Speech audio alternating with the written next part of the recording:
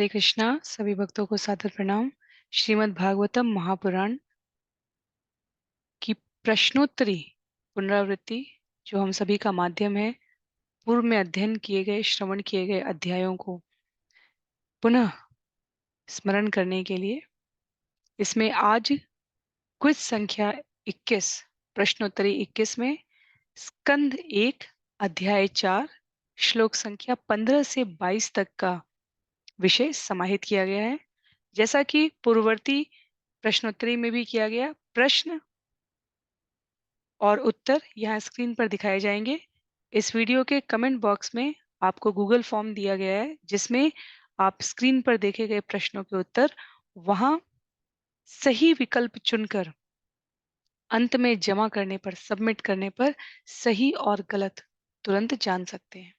तो ये एक विनम्र प्रयास है क्योंकि हम सभी अपने नियमित सत्रों में भागवतम के अध्ययन में स्कंद 9 पर पहुंच गए हैं, तो पीछे के अध्यायों के विषय विस्मृत न हो जाएं, इसके लिए इन प्रश्नोत्तरी के माध्यम से हम सभी इन विषयों को पुनः पठन करके या सुविधाजनक तरीके से श्रवण करके प्रश्नोत्तरी के माध्यम से स्मरण करने का प्रयास कर रहे हैं।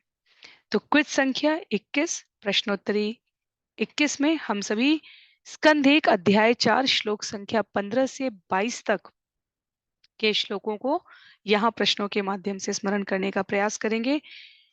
स्कंद 1 के अध्याय 4 की ये दूसरी क्विज है। इसके पश्चात एक और क्विज रहेगी और तत्पश्चात अगली क्विज में हम सभी पूरे अध्याय 4 की पुनरावृत्ति एक साथ सभी 45 प्रश्नों के साथ कर लेंगे। तो आरंभ करते हैं आज की क्विज संख्या 21 के पहले प्रश्न से। वैवस्वत मनु के राज्यकाल में चतुर्युगों के 28वें चक्र में अति व्यापन हुआ था, जिसका अर्थ है तृतीय युग द्वितीय युग के पहले आ गया था, द्वापर से पहले त्रेता आ गया था। नारंगी में लिखा है लाल और नीला दोनों सही है, और हरे में लिखा है भगवान श्री कृष्ण के अवतरण में अवरोध होना। तो वास्तव में यहाँ पर वैवस्वत मनु के राज्यकाल में चतुर्युगों के 28वें चक्र में अति व्यापन हुआ था। अति व्यापन शब्द का क्या अर्थ है? श्रील प्रभुपाद इसे तात्पर्य में व्यक्त करते हैं। क्या इसका अर्थ है कि जैसा लाल में लिखा है तृतीय युग द्वितीय युग के पहले आ गया था? क्या इसका अर्थ है कि द्वापर से पहले त्रेता आ गया था जो नीले में लिखा है? नारंगी में लिखा है कि दोनों ऊपर के विकल्प सही हैं, और हरे में लिखा है अति व्यापन का अर्थ हुआ भगवान श्री कृष्ण के अवतरण में अवरोध होना।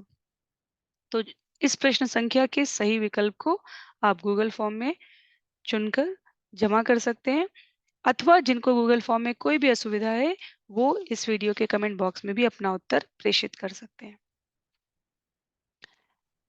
प्रश्न संख्या 17 में व्यासदेव का आश्रम रिक्त स्थान नामक स्थान में स्थित है। लाल में लिखा है सरस्वती नदी के तट पर स्थित देवप्रयाग। नीले में लिखा है हिमालय पर्वत में सरस्वती नदी के तट पर स्थित बद्रिकाश्रम में शम्याप्राश नामक स्थान। नारंगी में लिखा है गंगा सागर नामक स्थान, और हरे में लिखा है नर्मदा नदी के तट पर बद्रिकाश्रम नामक स्थान। तो इनमें से कौन सा सही विकल्प है उसे हमें यहाँ चुनना है। व्यासदेव का आश्रम रिक्त स्थान नामक स्थान में स्थित है। अगला प्रश्न है व्यासदेव मुनि ने युग के कर्तव्यों में विरोधाभास का ज्ञान गुरु नारद से प्रत्यक्ष में प्राप्त किया। तो ये सही है अथवा गलत है, उस प्रकार से हमें सही विकल्प चुनना है। तो व्यासदेव मुनि ने देखा कि युग के कर्तव्यों में विरोधाभास हो रहा है, पर इसका ज्ञान क्या उन्हें नारद मुनि से प्राप्त हुआ या उन्होंने स्वयं के अर्जित तपोबल से जाना। श्लोक संख्या 19 में क्षमा कीजिए, प्रश्न संख्या 19 में व्यासदेव ने कलयुग में आने वाली कौन सी विसंगतियों को अपने ध्यान में देखा? लाल में लिखा है जीवों का नाशवान पदार्थ में अधिक रुचि दिखाना। नीले में लिखा है अंधकारमय युग में आध्यात्मिक प्रगतिशीलता के स्रोतों का अभाव। नारंगी में लिखा है अज्ञानता के कारण जीवन निधि का वास्तविक मूल्य न समझना, और हरे में लिखा है उपरोक्त सभी विसंगतियों को देखा। तो जब व्यासदेव ने ये युगों के व्यतिक्रम को देखा है, तो उन्होंने क्या-क्या देखा?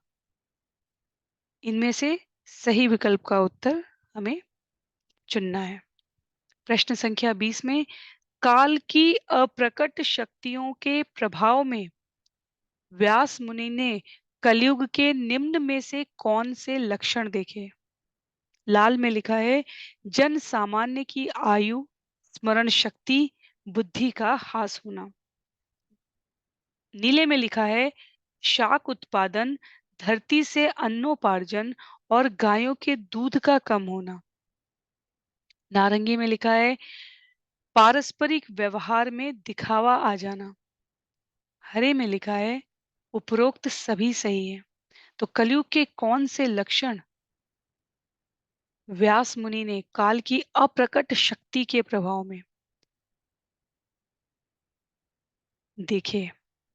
प्रश्न संख्या 21 में जीवन की अनेकानेक अनावश्यक आवश्यकताओं की चाहत के कारण कलयुग में स्वाभाविक रूप से आयु घट जाती है।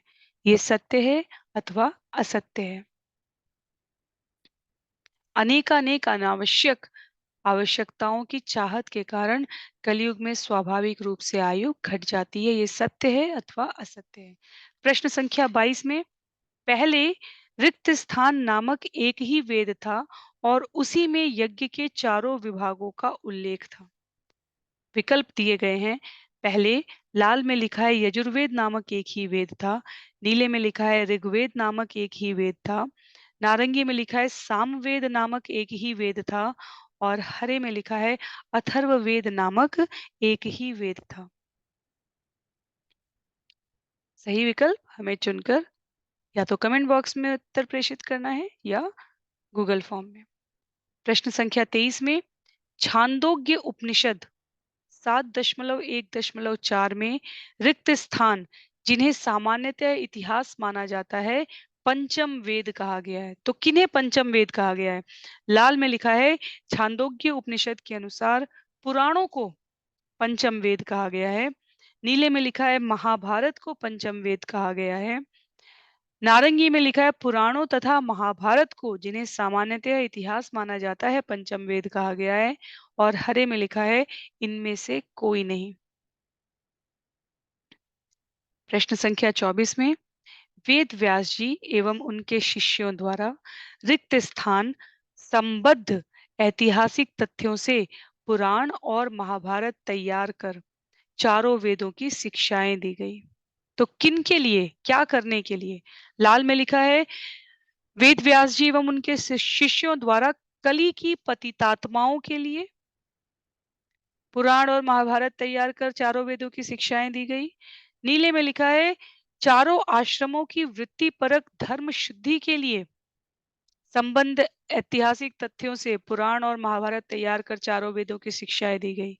नारंगी में लिखा है दोनों सही है और हरे में लिखा है वेद व्यास जी एवं उनके शिष्यों द्वारा स्वकीर्ति एवं सम्मान के लिए संबद्ध ऐतिहासिक तथ्यों से पुराण और महाभारत तैयार कर चारों वेदों की शिक्षाएं दी गई।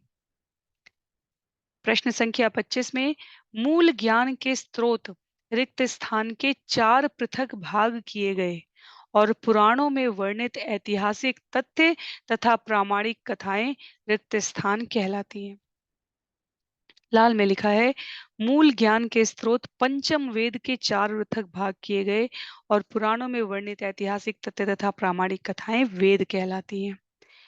नीले में लिखा है मूल ज्ञान के स्रोत वेद के 4 पृथक भाग किए गए और पुराणों में वर्णित ऐतिहासिक तथ्य तथा प्रामाणिक कथाएं महाभारत कहलाती है।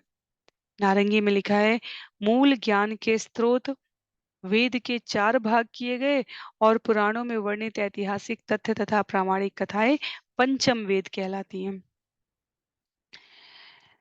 हरे में लिखा है मूल ज्ञान के स्रोत पंचम वेद के 4 भाग किए गए और पुराणों में वर्णित ऐतिहासिक तथ्य तथा प्रामाणिक कथाएं महाभारत कहलाती हैं। तो जिनको पिछले 2 प्रश्नों के सही उत्तर समझ में आए होंगे वो इसका उत्तर आसानी से दे सकते हैं। प्रश्न संख्या 26 में रिक्त स्थान ऋग्वेद के आचार्य बने। लाल में लिखा है पैल ऋषि ऋग्वेद के आचार्य बने। नीले में लिखा है जैमिनी ऋषि ऋग्वेद के आचार्य बने। नारंगी में लिखा है वैशंपायन ऋषि ऋग्वेद के आचार्य बने। हरे में लिखा है रोमहर्षण ऋषि ऋग्वेद के आचार्य बने। तो इनमें से कौन सही विकल्प है, उसका हमें चुनाव करना है। अगले कुछ प्रश्न भी इसी आधार पर हैं। रिक्त स्थान सामवेद के आचार्य बने। लाल में लिखा है सुमंतु मुनि सामवेद के आचार्य बने। नीले में लिखा है अंगिरा मुनि सामवेद के आचार्य बने। नारंगी में लिखा है रोमहर्षण मुनि सामवेद के आचार्य बने। हरे में लिखा है जैमिनी ऋषि सामवेद के आचार्य बने। प्रश्न संख्या 28 में रिक्त स्थान यजुर्वेद के आचार्य बने। लाल में लिखा है वैशंपायन ऋषि यजुर्वेद के आचार्य बने। नीले में लिखा है सुमंतु मुनि यजुर्वेद के आचार्य बने। नारंगी में लिखा है अंगिरा मुनि यजुर्वेद के आचार्य बने। और हरे में लिखा है नीला और नारंगी दोनों सही है। प्रश्न संख्या 29 में रिक्त स्थान अथर्ववेद के आचार्य बने। लाल में लिखा है सुमंतु मुनि। नीले में लिखा है अंगिरा मुनि। नारंगी में लिखा है लाल और नीला दोनों सही है। और हरे में लिखा है रोमहर्षण मुनि अथर्ववेद के आचार्य बने।